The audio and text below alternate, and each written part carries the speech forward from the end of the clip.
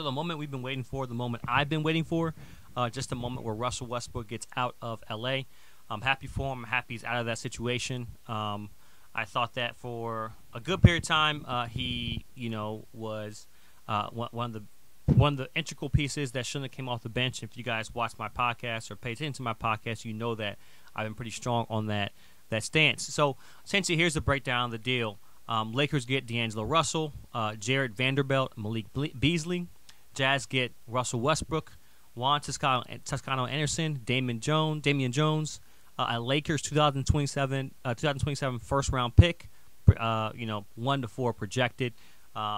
This is around the time where LeBron James is supposed to leave, and they're kind of in the rebuild.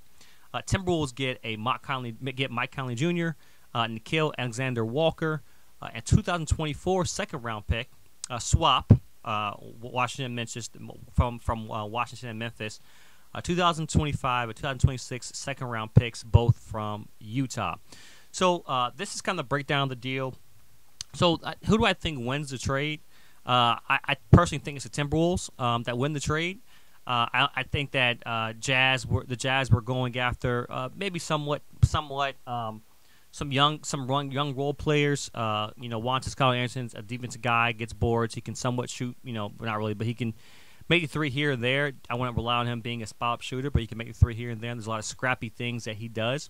But the Timberwolves get Mike Conley Jr., Nickeil Alexander-Walker, second-round pick, some players to kind of build around with the veteran point guard, Mike Conley, and then you get draft picks. So essentially you walk a swap, so you get a higher draft pick, and you walk away with three draft picks and a veteran player. So Timberwolves definitely won this deal. Now people think the Lakers won the deal. I don't think the Lakers won the deal. D'Angelo Russell is a point guard, which they already are point guard heavy. Jared Vanderbilt, kind of a hustle guy, scrappy guy, gets bored, and they're relying on Malik Beasley to shoot, which I don't think Malik Beasley is someone that's reliable. He's he's not even in the top 90 in three-point percentage this year. He's shooting 35% from the three. He's the past couple of games he's been off. He is day to day, I think, right now with a lingering injury.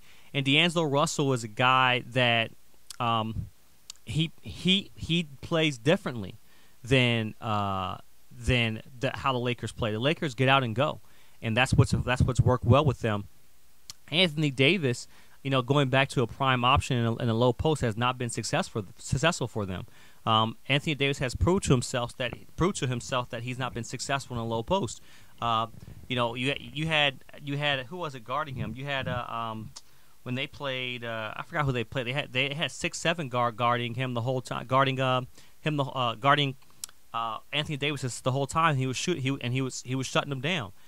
D'Angelo Russell is a guy that can shoot the ball fairly well, handle the ball.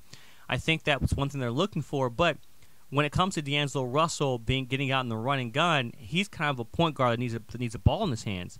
And I think that's going to be a huge challenge, a big difference they're going to see. D'Angelo Russell is going to see his minutes start to diminish. And the fact that you think that D'Angelo Russell is a better option than Westbrook is I think it's 110% foolish. D'Angelo Russell is going to have a hard time working with LeBron James, who demands the ball so often. Edwards wasn't the guy that demanded the ball, but he can work off Westbrook. Walk off Russell. LeBron James is a different type of guy. So who do I think won this trade? I think the Timberwolves won the trade. Jazz and Lakers are kind of a tie, but I think there's more that goes into it than just the Lakers. I think that more goes into it than just the Lakers kind of getting rid of Westbrook, and I'll go deeper in that in the next video.